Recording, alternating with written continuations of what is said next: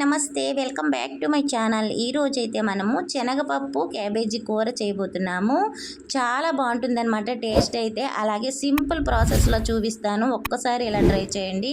ఎప్పుడు మీ ఇంట్లో క్యాబేజీ ఉన్నా కానీ ఇలానే ట్రై చేస్తారు, అంత టేస్ట్గా ఉంటుందన్నమాట ఈ క్యాబేజీ శనగపప్పు కర్రీ. అలాగే దీనికి ఎక్కువ మసాలాలు ఏమి నేను యూజ్ చేయడం లేదండి, చాలా సింపుల్గా చూపిస్తున్నాను. దయచేసి వీడియో మొత్తం చూసి ఒక లైక్ ఇచ్చి సబ్స్క్రైబ్ అయితే చేసుకోండి. ముందుగా అయితే నేను స్టవ్ మీద కళాయి పెట్టుకుంటున్నాను. 4 టేబుల్ స్పూన్ల వరకు ఆయిల్ అయితే వేసుకోండి. ఇలా ఆయిల్ వేడెక్కిన తర్వాత దీనిలో 1/2 టీ స్పూన్ జీలకర్ర, అలాగే 1/2 టీ స్పూన్ ఆవాలు వేసి చిటిపట్టలాడనివ్వండి. అలాగే మనము క్యాబేజీ శనగపప్పు కూర వండుతున్నాం కాబట్టి శనగపప్పు ముందుగా నానబెట్టుకొని అయితే పక్కన పెట్టేసుకోండి. చూశారు కదా, ఆవాలు, జీలకర్ర అలాగే పచ్చిశనగపప్పు కూడా కొంచెం ఒక 1/2 టీ స్పూన్ వేసుకున్న తర్వాత దీనిలో పొట్టు తీసుకున్న వెల్లుల్లిపాయ 1 వేసుకోండి. వెల్లుల్లిపాయ కొంచెం ఎక్కువ వేసుకున్నా కానీ చాలా బాగుంటుందన్నమాట క్యాబేజీ కూరలో. అలాగే 2 పొడుగ్గా కట్ చేసుకున్న పచ్చిమిరపకాయలు, కొంచెం కరివేపాకు వేసుకొని తాలింపు 1 నిమిషం పాటు ఆయిల్లో చక్కగా చిటపట్లాడే వరకు వేపండి.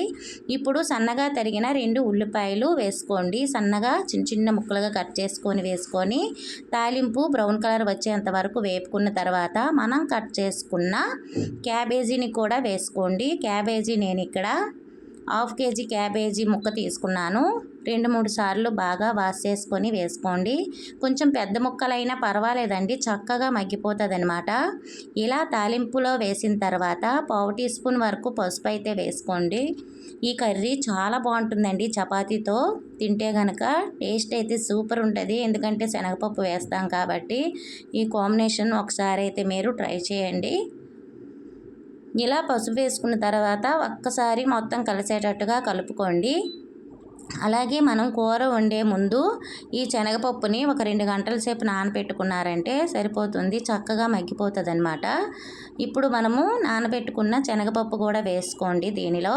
దీంతో పాటు మనకి శనగపప్పు కూడా ఉడికిపోతుందండి. ఒక 6 నిమిషాల పాటు చిన్న మంట మీద కుక్ చేసుకున్నట్లయితే ఆవిరితోని ఈ శనగపప్పు కూడా ఉడికిపోతుందన్నమాట. చూశారు కదా, ఇలా చక్కగా కలుపుకొని మూత పెట్టుకోండి 6 నిమిషాల పాటు. మూత పెట్టుకుంటే మనకి ఈ క్యాబేజీ శనగపప్పు చక్కగా ఉడికిపోతాయి. అప్పుడు కారం అయితే వేసుకుందాము. ఇక్కడ నేను 6 నిమిషాల పాటు చక్కగా మగ్గనిచ్చాను. మరీ పెద్ద మంట పెట్టేశారంటే మాడిపోతుందండి. చక్కగా ఆవిరితోటే చూశారు కదా ఎంత చక్కగా క్యాబేజీ ఉడికిపోయిందో కనిపిస్తుంది కదా. ఇలా ఒకసారి కలుపుకున్న తర్వాత సన్నగా తరిగిన 2 టమోటాలని ఇలా సెంటర్లో వేసుకున్నట్లయితే చక్కగా మగ్గిపోతాయి అన్నమాట. ఇలా టమోటాలు వేసిన తర్వాత రుచికి తగినంత సాల్ట్ కూడా ఈ టమోటాల మీద వేసుకున్నట్లయితే టమోటాలు మెత్తగా మగ్గుతాయి. మళ్ళీ 2 నిమిషాల పాటు మనము మూత పెట్టుకుందామండి దీనిపైన. అలాగే మీకు ఎక్కువ గ్రేవీలాగా కావాలంటే టమోటా పళ్ళు కొంచెం ఎక్కువ వేసుకోవచ్చు. నేను ఇక్కడ 2 టమోటాలే వేసుకున్నాను. మరీ ముద్దగా కాకుండా పొడిలాడుతూ ఉంటేనే మనకి కూర అనేది బాగుంటుందన్నమాట. ఇక్కడ నేను 2 నిమిషాలు అయితే మూత పెట్టుకున్నానండి. ఒకసారి ఈ టమోటా ముక్కలు ఇలా గరిటతో ఒకసారి నలుపుకున్నట్లయితే ఎక్కడ కూడా ముక్క లేకుండా ఉంటుంది. చూశారు కదా, ఇక్కడ నేను వీడియోలో చూపించినట్టు ఇలా ఒకసారి నలుపుకున్న తర్వాత మొత్తం క్యాబేజీని కలుపుకోండి. ఇలా ఒకసారి ఆల్రెడీ మనకి ఇక్కడ శనగపప్పు సగం ఉడికిపోతుంది అన్నమాట.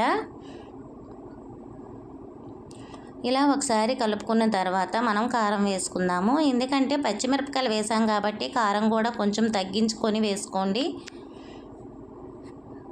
ఎక్కువ టైం అయితే పట్టదండి ఈ కూర, చాలా తక్కువ టైంలోనే మనకి ఈ కూర అయితే రెడీ అయిపోతుంది. ఇప్పుడు దీనిలో నేను కొంచెం కారం వేసుకుంటున్నాను. 1 స్పూను నిండా కారం వేసుకుంటున్నానండి. ఎందుకంటే ఈ కారము చాలా ఎక్కువ ఘాటుగా ఉంటుందన్నమాట. స్పూన్ నిండా వేసుకుంటే సరిపోతుంది. అలాగే దీనిలో 1/2 టీ స్పూన్ వరకు గరం మసాలా పౌడరు, అలాగే 1/2 టీ స్పూన్ ధనియాల పౌడర్ వేసుకోండి. అంతేనండి, మరి ఎక్కువ మసాలాలు ఏమీ అవసరం లేదనమాట. మనం ఏం మసాలా వేయకపోయినా కానీ ఓన్లీ కారం వేసుకుంటే సరిపోతుంది. టేస్ట్ అయితే అంత బాగుంటుందండి ఈ ప్రాసెస్లో ఒకసారి చేశారంటే. ఇలా ధనియాల పౌడర్ వేసిన తర్వాత ఒకసారి ఇలా కలుపుకొని చిన్న టీ గ్లాస్ వాటర్ వేసుకోండి, సరిపోతుంది. దాంతోనే ఈ కూర చక్కగా ఉడికిపోతుంది అనమాట. దగ్గరగా ఉడికిపోయి పొడిలాడుతూ వస్తుంది, మనకి ఫ్రై లాగా ఉంటుందన్నమాట. తినడానికి కూడా చాలా టేస్ట్గా ఉంటుందండి. ఇలా మొత్తం ఒకసారి కలుపుకొని మనం వాటర్ని అయితే వేసుకుందాం ఇప్పుడు. ఈ వీడియో చూసి తప్పకుండా మీరు లైక్ చేసి సబ్స్క్రైబ్ అయితే చేయడం మర్చిపోకండి. లాంగ్ వీడియో మొత్తం స్కిప్ చేయకుండా చూడండి దయచేసి. ఇప్పుడు కొంచెం వాటర్ అయితే వేసుకుందాం దీనిలో సరిపోయినంతగా. మరీ ఎక్కువ వాటర్ వేసామంటే ముద్దగా అయిపోతుందండి కర్రీ. చిన్న మనం టీ తాగే గ్లాసుడు వేసుకుంటే సరిపోతుందన్నమాట. ఇలా వేసుకొని ఒకసారి మొత్తం కలుపుకొని మరో 3 నిమిషాల పాటు మంటని సిమ్లో పెట్టి కుక్ చేసామంటే చక్కగా మనకి కూర రెడీ అయిపోయినట్టే.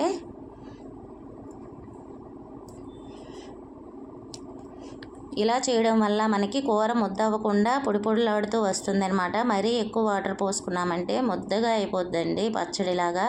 అలా అయితే అంత టేస్ట్ అనిపించదు. ఇక్కడ నేను 3 నిమిషాలు మగ్గపెట్టుకున్నానండి. కూర అయితే రెడీ అయిపోయింది. చూశారు కదా ఎంత ఎమ్మీగా కనిపిస్తుందో.